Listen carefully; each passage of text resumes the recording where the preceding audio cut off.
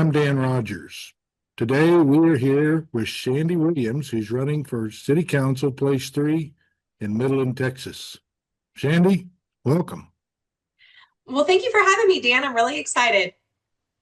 Well, let's tell the citizens in Midland, why did you choose to run for City Council? Well, honestly, I did not choose to run, it chose me. I'm not a politician at all. And that is the one thing that I hate that all politicians actually say. But I am true to those roots. I'm a mom, I'm a business owner, and I'm incredibly busy with my own life. Politics was never really on the forefront of anything that I wanted to do or pursue in any of my visions or dreams of adulthood. So I was involved with an organization called Midland Street News. We're grassroots media news station. And what we were doing is going out and getting stories that maybe the local news wasn't capturing that we felt needed attention of the Midlanders, to remedy or maybe be made aware of situations. And we were called out to a water situation in Greenwood, which is our little subdivision. And upon coming through the doors of the people who had called us, it was devastating. The amount of fear, the amount of anxiety just riddled the entire room. You could feel the heaviness of the weight of this mother and her children who were truly fearful of water. It wasn't just a water shortage problem. We had a water toxicity problem. They still currently do. There was situations of raw sewage being put out onto to the ground for 3 weeks. They're high in E. coli. Their total dissolved solids is high. All of these things that they were supposed to be paying RO quality water for, they were not. In fact, they've had chemical burns from the facility trying to treat any of the water. So we put this story out there, and I immediately start fighting. Their water starts getting shut off on a daily basis. Sometimes 2 or 3 days they would have no water. And they were on a boil notice for over a month. And so we'll just say the water situation was not good here. And we were still approving plats out in Greenwood for new subdivisions. And I think that is absolutely ludicrous. So I went twice to our county commissioner's office, and I was speaking on the plats. And the second time I went, July 17th, upon arriving there, they would be using the same people who supply this subdivision with water. They would be using those same exact culprits for this new subdivision. And they were going off of the lines that they could not deny this plat to be done. So, of course, I went in and told them exactly why, in their own words, their subdivision approval platforms, how they could not approve it and what we could do. And then we would have 30 days to go back, of course, speak with our elected officials higher up and see if we couldn't get an injunction there to stop or hinder this from going through. And I did tell each and every one of those county commissioners and the county judge that they work for me. I told every single one of them, you work for me. I put you in this position and I can take you out of this position. And the county judge felt that was a threat and had me physically removed. And I did fight back. Immediately that went viral. It was, First Amendment rights being violated. I still had time on the clock. They weren't allowing me to speak. There was no foul language. Oh, I'm sorry. I said their will to serve letter was as good as the paper I wiped my butt with. So there wasn't any, true curse words or anything like that. There was nothing for them to have me removed other than the county judge does not like the authoritarian that I come in as an alpha female. And so we immediately clashed, long before that, and it's stayed ever since. So I had people calling me the very next day wanting to meet with me, and I entertained their ideas, thinking they were absolutely crazy. I'm not a politician. I understand simple economics. I understand how policy should work, but there's a level in Midland that goes a little bit deeper than that. And I don't fit into that scope. And so after careful consideration, my husband said, I think you should run. He said, I think you'd be awesome at it. And here I am running for District 3. And it has been, I will tell you, I have been heck on wheels ever since, and just keeping my nose to the ground and digging as far as I can. Um, Being on this side of the campaign, I'm more in tune to what is going on within our city, as far as the corruption, as far as the concerns that we have. It's levels that I don't think we would see in other cities, simply because we have higher monetary value of things. Midland is one of the wealthiest cities in Texas. So with that said, I'm ready to make a change. I'm ready to be the voice for the people. One of the things is just like in Vander Ranch, the people in District 3 are being silenced. Their voices are not even being heard. Running against Jack Ladd, who's the incumbent, and his concerns are his concerns. He has already told council members he will never vote against the mayor. We did have him we had a local debate at the Basin PBS. You can find that on Facebook, Basin PBS debate. And at that debate, he stated that the mayor is his godmother to one of his children. You're not going to have a close relationship with someone like that and be able to vote against them, or to go in a argumentative dispute against any policy issue, period. It's going to be very tough. And he's already confided in people that the mayor is like his sister. And it truly is now. I mean, we have the words right out of his mouth. And District 3 deserves more. There's 22,000 constituents in District 3, and we need to make sure that every voice is being heard, and that the majority of those voices are being taken to the table. Not Shandy's voice, not Jack's voice, nobody's voice except for those constituents, not Cheston's voice.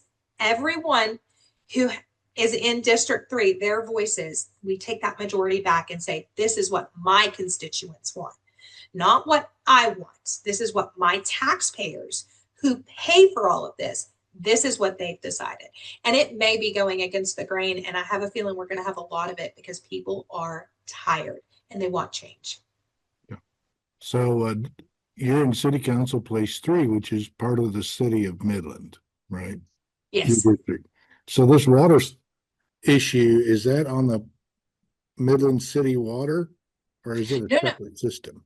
No, it is not on Midland City Water. In fact, it is actually, it is county. It is not City of Midland. However, I have to remind folks all the time when they say, why were you even out there? This has nothing to do with you. Number one, when somebody needs a voice, they should never be silenced. Okay, so where the issue is with the water is not in the city limits. So. Right, but it does affect our county taxes that every person in the city pays. So it's a private subdivision and is probably on a private water system. Right. Well, and unfortunately, if that water system, which it's park waters, and they've already done this once in Arizona, and in Copperas Cove. They've gone in, they had this great water system, and then they filed bankruptcy, and it was left back onto the taxpayers to clean up the mess. And the mess out here is huge. And this is going to be a Midland County mess. And last time I checked, I pay Midland County taxes just as the same as they do. Yeah, Midland City is in Midland County. Correct. And yes. You're paying county taxes even if you live within the city. Yes, sir. That is correct. Yeah, I got you. I just want people to understand the issue that it's not the city of Midland's water system. It's a private water system in the county. No, but we do have an issue with the city's water system. And, and that's something that I try to explain to people often is, when you think about the water as a whole, the state of Texas is in trouble. The state of Texas could be looking towards, with droughts, we've got so many conditions and variables right now. We need to make sure that we're securing our water in the state of Texas overall. That is something that I have just become more versed in than I would ever want to be in my life, is water. Currently in the city of Midland, we are touting that we have 100 year water solution. We do not have a 100-year water solution. We've been saying that since 2024. However, there was water being shut off due to low pressure, or it was limited due to low pressure northeast of town. And it was well over a month. They had a zebra mussel issue. And, it's kind of funny because if you ever looked at the stats on how many boats per capita, Midland is one of the highest boats per capita that we have. So people coming back washing their boats, of course, you're going to be exposing our sewage system to zebra mussels. We're 2 hours either way, however you go, from water. And something Midlanders love is their water sports. So we had all of these issues. We had a faulty valve that was on coming from the Fort Stockton from T-Bar M. It was coming from T-Bar M Ranch, and there was a faulty valve, supposed to be a 40-year valve. It's only been in there 13 years. They had to replace that valve. That was a main valve. There was no choice. So they did have to shut the waters off for, a limited amount of time. But Midland was literally, per John Burkholder, Midland was 2 days from an entire water crisis when he showed up on the scene. John Burkholder is very, very well versed in all of our water fields and has done an incredible job of going in the forefront and making sure that we can secure these things. But we can't do that without maintenance of our infrastructure, period. We haven't looked at that valve in over 13 years. We put it in and said it's good for 40 years. How irresponsible is that of us as a community? We need to be making sure those things are all secure, because if you don't have the proper infrastructure in place, it doesn't matter how much water you have. They're also touting that they've got the Paul Davis field, and that one is full of arsenic. There's several other additives that are out there that are, it's not even potable. They've even said it themselves. It's not potable. They're looking at ways to get it filtered so that it actually will meet the EPA standards. Okay, But so you mentioned the mussel problem, zebra mussel. So you're City of Midland's using surface water, yes. and Yes, but the arsenic issue would be coming from groundwater. right, and that's what the Paul Davis field is the groundwater. So do they have a mixed system where they're bringing in Yes, sir. groundwater and mixing it with surface water? So the groundwater is our backup water. Okay. So in the event that our surface water, and we're constantly in a drought, I can't tell you how many times, over the last, I would say, decade to decade and a half, that we've come across and said, OHIV it's completely dried up. We've got to start pulling water from everybody everywhere else. We're only at a stage 1 right now, water crisis, which, we really need to be cautious, because 2025 is one of the worst droughts we've had. We have had no water pouring back in. So we just need to be very careful of those. They know where the water levels are. They know where they're going to be. We had brought them up quite a bit. We also take a lot of water for fracking. And, that seems to be a real problem right now for the folks in Greenwood, unfortunately. We, the city, are, unfortunately, it's where you have a situation with these oil companies, who pays the bigger bill and who tells you what to do. Our city right now is being literally ran by your big oil production. It doesn't matter who it is. It doesn't matter if it's Exxon. It doesn't matter if it's Diamondback. Those guys are in every decision, and they shouldn't be. It should be the taxpayers, because they're the ones footing the bill. Right now at our water treatment facility off of 307, it is a city-owned water treatment facility. They are sending thousands of gallons of water on a regular basis, and have been for multiple years, down the draw, which is not the watershed that they are allowed to pour it in. And it's going right over several of the water wells that are only anywhere from 70 to 100 feet deep. It is, some of the most shallow wells you'll have. And this water is untreated.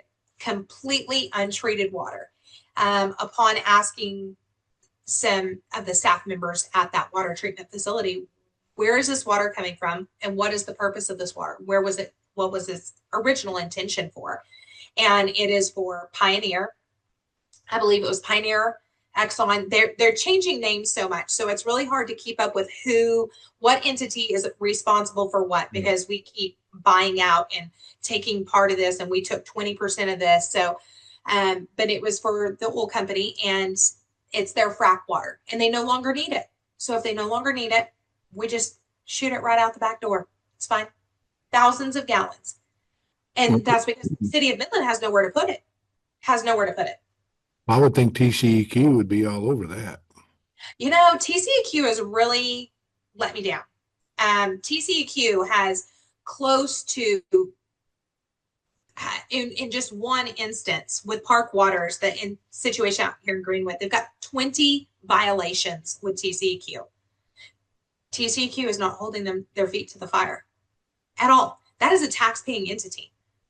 And we have reached all the way up to Austin to try and get that remedied. These people are still in business, and they've got over 25 violations that have not been remedied whatsoever. There's been no resolve. There's been no consequence, nothing. And TCEQ just sits back and says, it's under investigation. Well, it's been under investigation since well before January. I mean, we're fixing to come up on a year. I don't know how much longer we need to be investigating situations like this. Yeah. Well, it sounds like you've got a situation that's not unique in Midland, and you see it all over the state.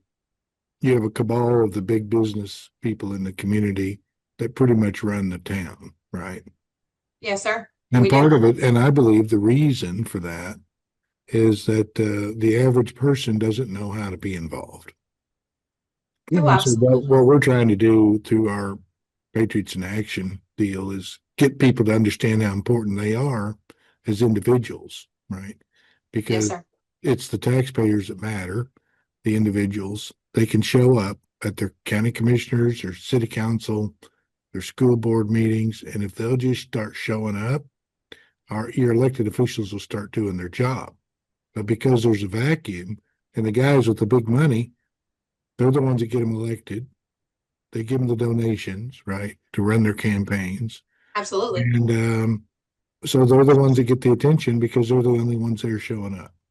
But if you'll do what Shandy's doing and other people like her are doing, then we can change our communities, because to me it's your local elections are what matters the most.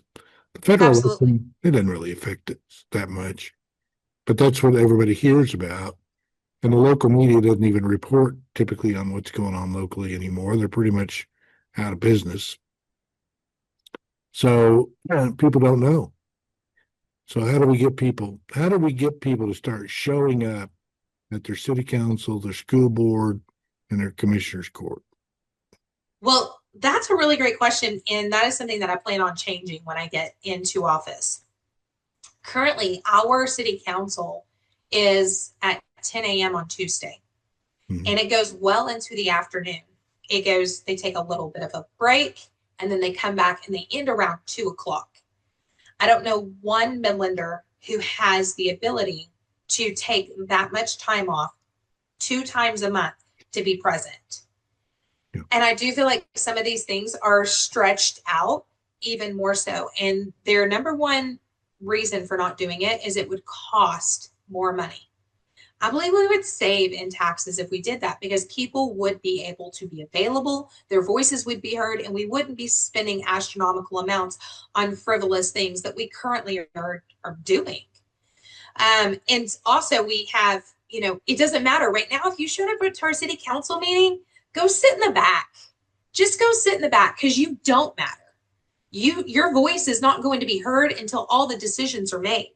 So we have all of our agendas, and we speak on our agendas, we vote on our agendas, and then we'll listen to you. Once we're already voted on, there's no going back.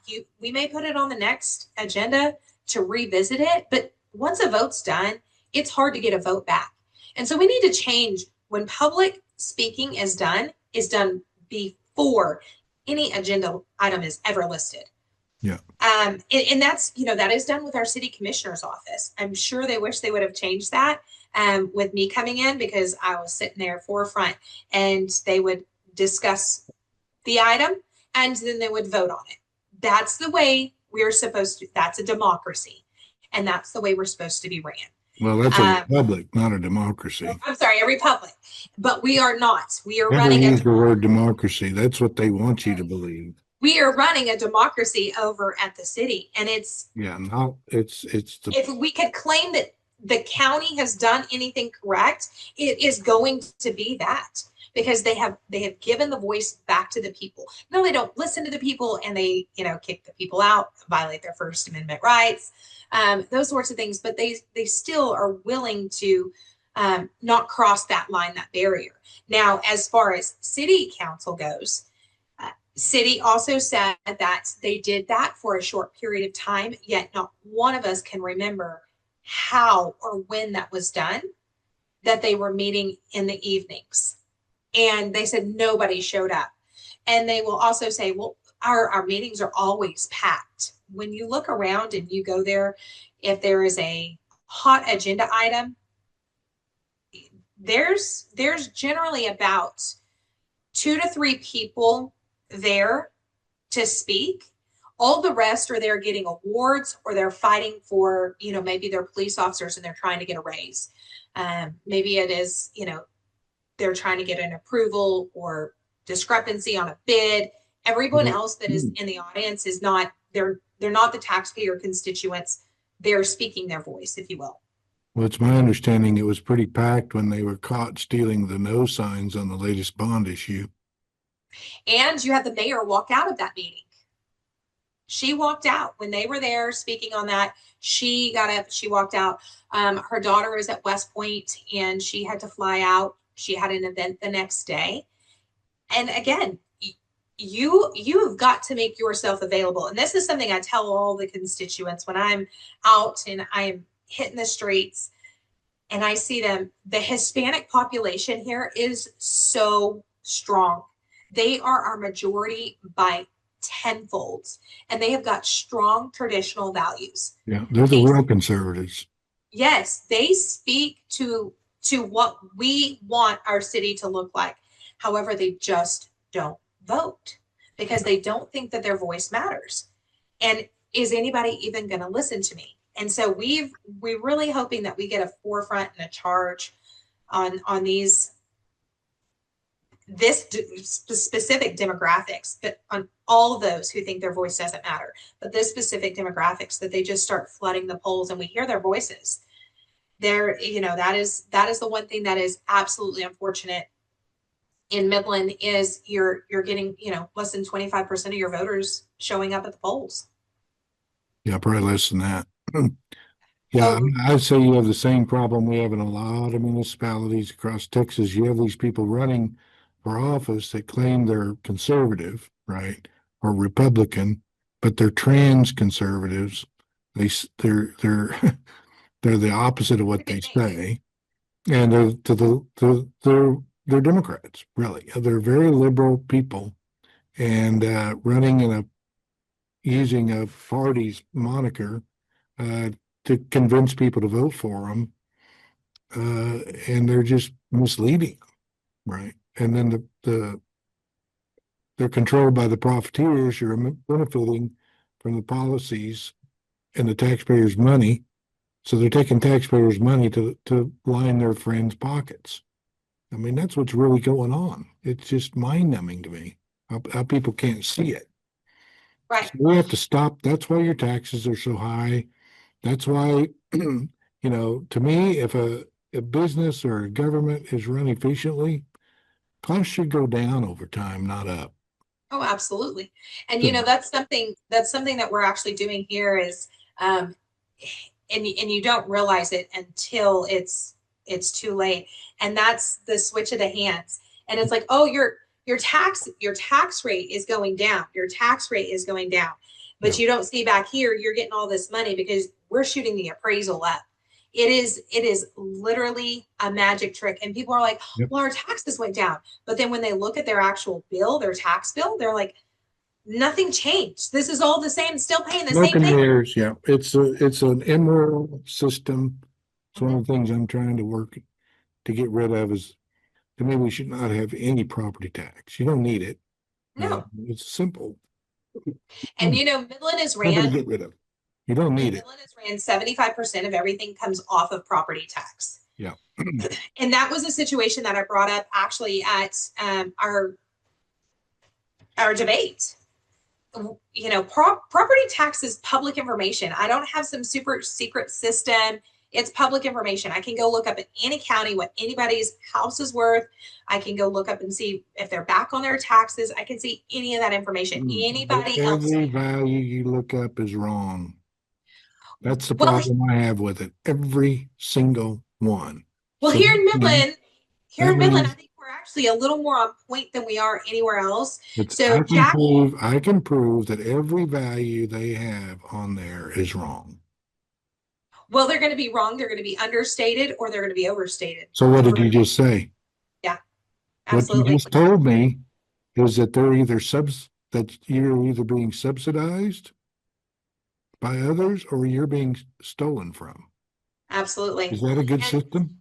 oh, absolutely not. It's terrible. Property taxes is one of the most un-American thing that we could Yeah. possibly have. We own this, and yet we're paying property on what somebody else has said our home is worth. That's So if you were to go into some of these homes, they haven't changed them. So my grandmother's home, she bought it for $20,000. That's what she bought it for. It's now appraising at, thank goodness her taxes are frozen, but it's appraising at, $250,000, $300,000. mhm. It will sell if you actually updated the home. If you put a good $100,000 into that home, that may be what they would get for it. But as what it sits right now, it's not. And so for Jack Ladd, he's our incumbent. This was just one of the bombs, the truth bombs, I call them, that was dropped. And so his house appraisal value is at $606,000. And I do know that in 2021, he purchased his home for $575,000. That was the sale price. So that appraisal estimate, as much as Midland has grown, seems to be reasonable. So his home is worth $606,000. However, he has a homestead and circuit breaker cap loss at $253.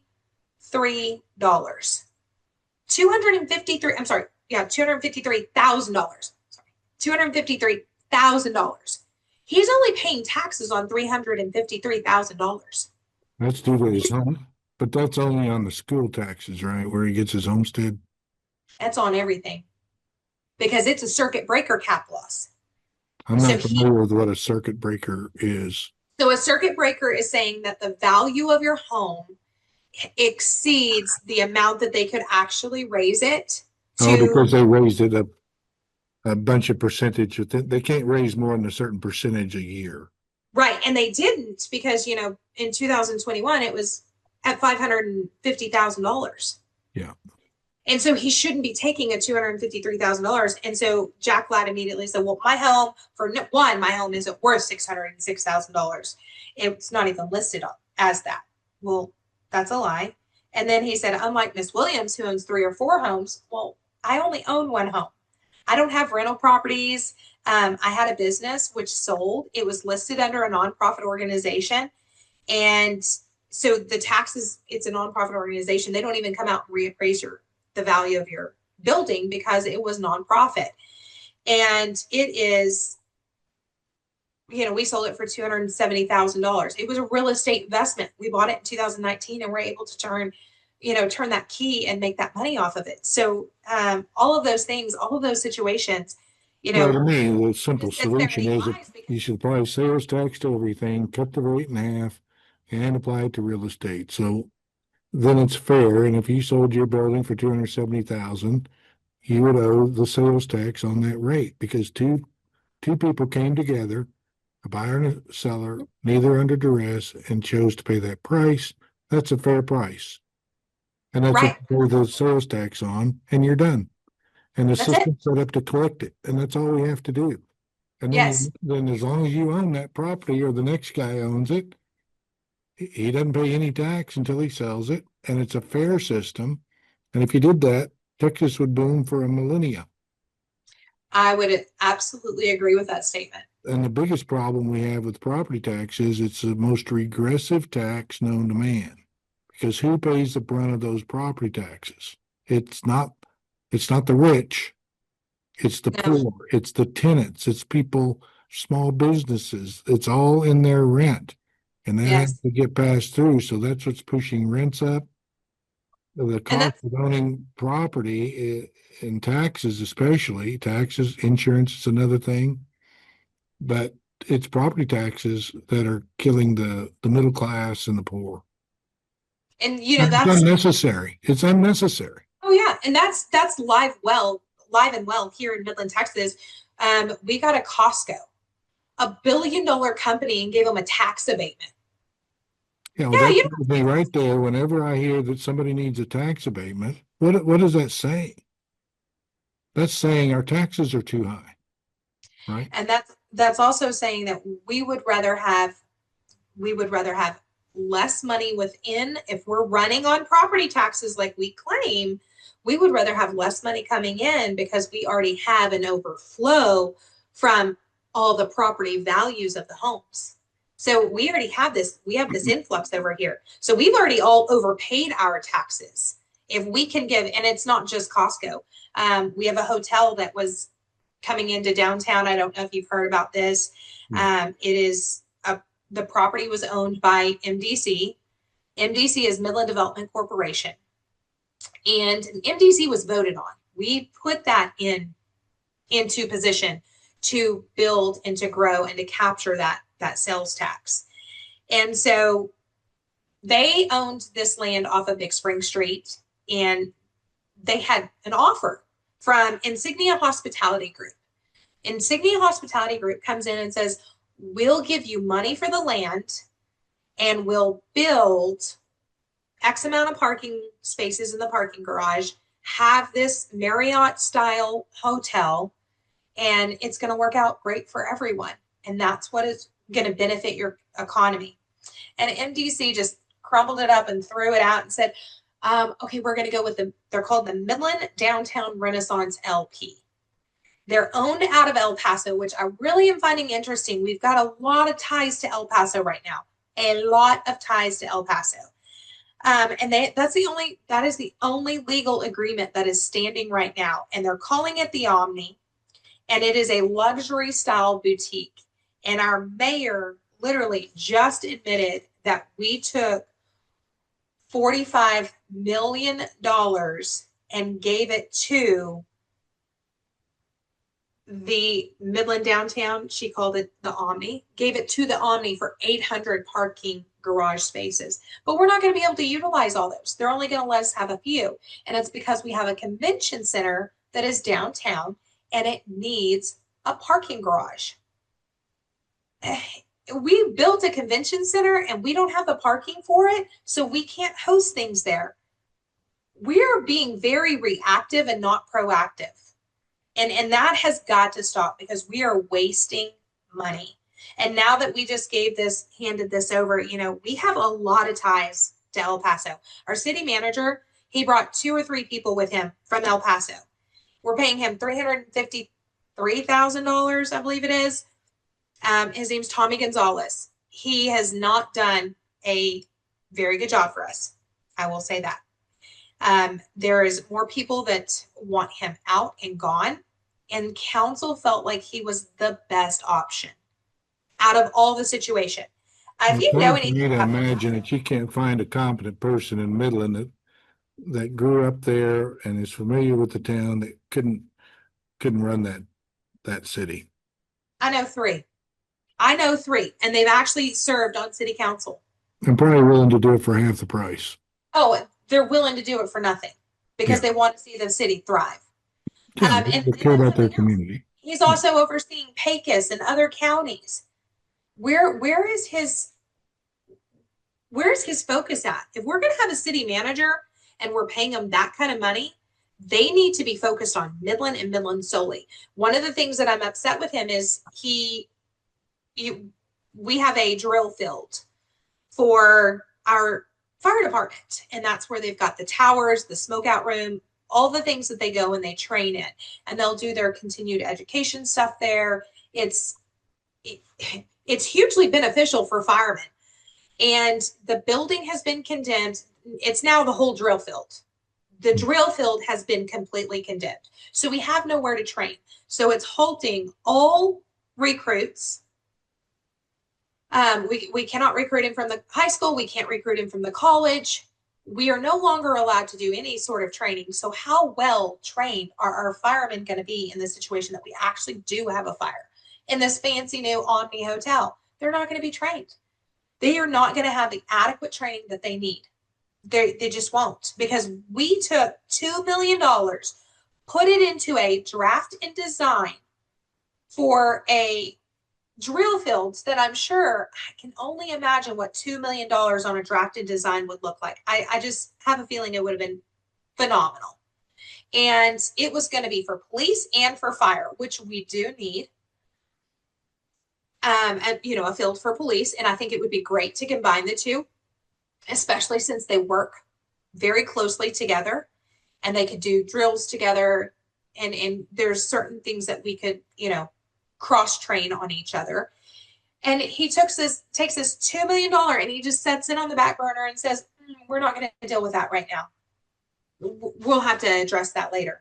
Okay, we're going to approve the MDC budget, and MDC budget turns around and gives the 45 million to the Omni. Well, my concern about these development corporations, I think they've morphed into something they didn't intend to. You know, Exactly. originally maybe it was a good idea then. Although I remember 30 years ago, I was against it because I thought that this would happen in time. To me, if a city takes care of its people, its streets, its infrastructure, I mean, what is a city? You know, it's your water, sewer, trash, streets, fire department, and police department.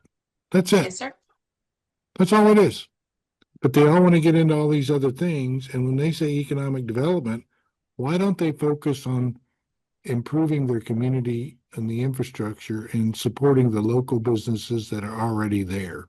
Instead, they try to bring in other businesses. So what happens is the big business people in the community get on the EDC, like MDC, and then what they're really doing is keeping competition out. Right? Oh, absolutely.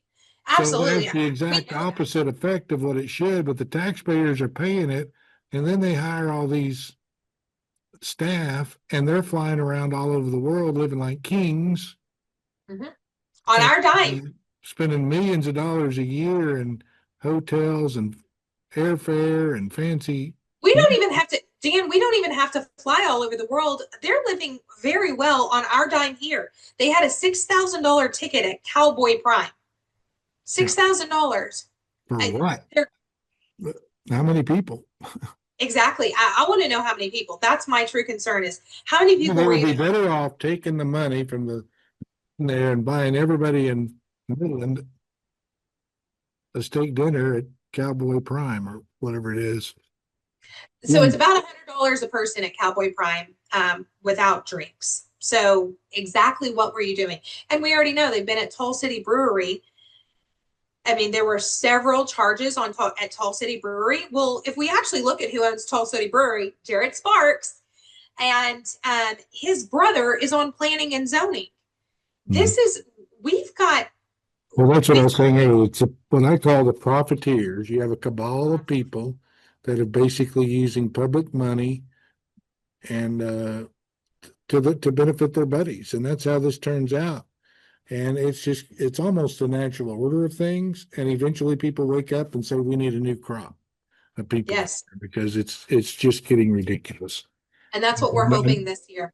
And even if those people aren't doing anything wrong, the appearance of it and the fact that they won't disclose anything or answer any questions about it, and there's no transparency, I think that's what really bothers people.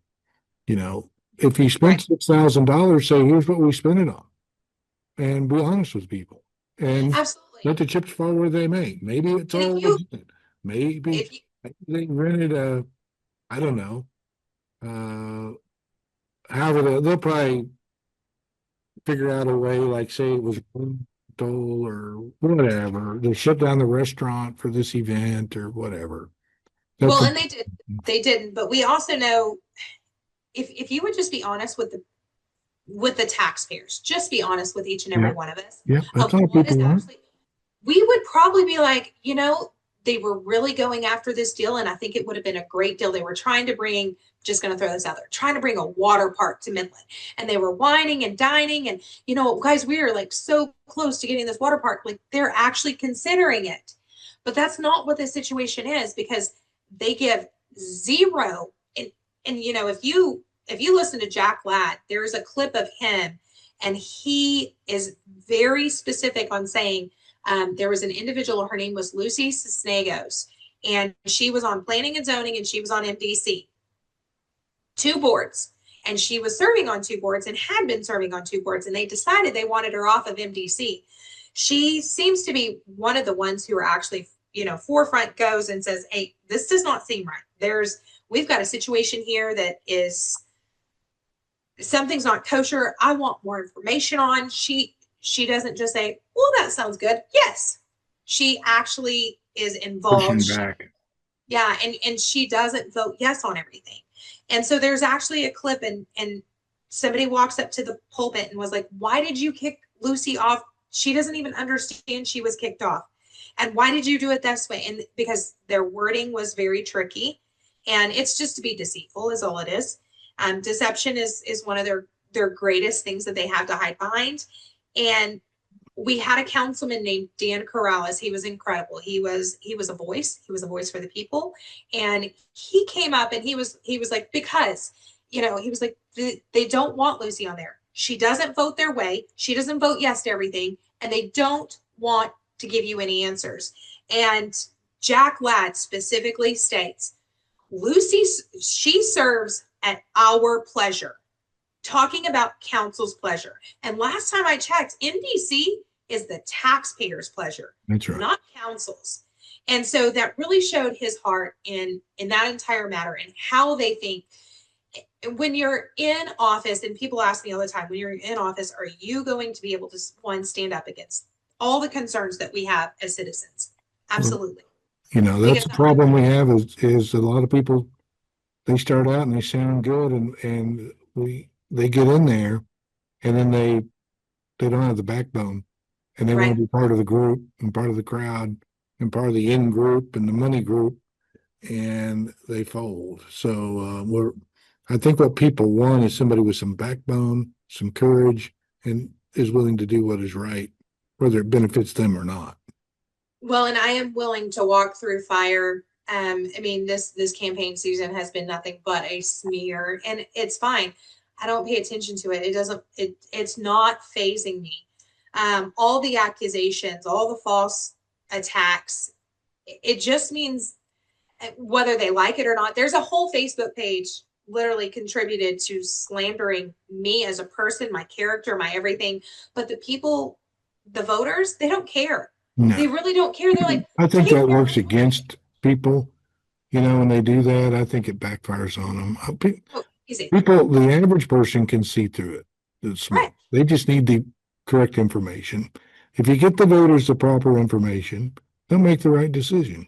Right. I, And we I have to trust the remember, voter. I don't trust politicians, but I no, trust the voters. and you have to remember every single one of these people, like the person who started it is best friends with the mayor. The other person who started it, he owns Tall City Brewery. Yeah. The other person, like, what are their ties that they're so passionate about? Because at the end of the day, it's not creating a better community. There's an underlying reason. And when you look at these things, they're receiving money from the MDC, and you're sitting here speaking against the MDC. So yeah, they're going to try and protect what stake they have in it, because they know she's not one to be messed with. She's not going to back down. She's going to speak her mind. She's going to speak what she believes, how she thinks, and she's not going with anyone's one decision because they might know more than her. She's going to do her research. She's going to do exactly the legwork that it takes. And they know this because they watched it at county commissioner's court.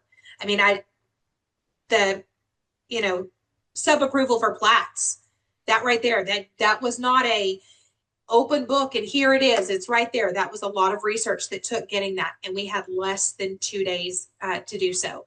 So I mean, that's things like that, situations like that. And if we have questions, we vote no, period. If the taxpayers don't understand it, we vote no. We do not Well, go then, along with their narrative. in 30 seconds, tell the voters why they should choose you over your opponent. In 30 seconds, transparency is the biggest thing for me. I believe in being transparent. I believe that every taxpayer should have their voice being heard. And right now it's being silenced. And where there's silence, there's no transparency. Where there's no transparency, there's no trust. And we have a very, very low, in District 3, we've got a very low trust with our current incumbent, Jack Ladd. And I can tell you that transparency is what I'm all about. I'm an open book. You have questions, come directly to me and ask me. I am more than welcome to sit down and have a discussion with anyone. I have an open front door policy. You will have complete access to me.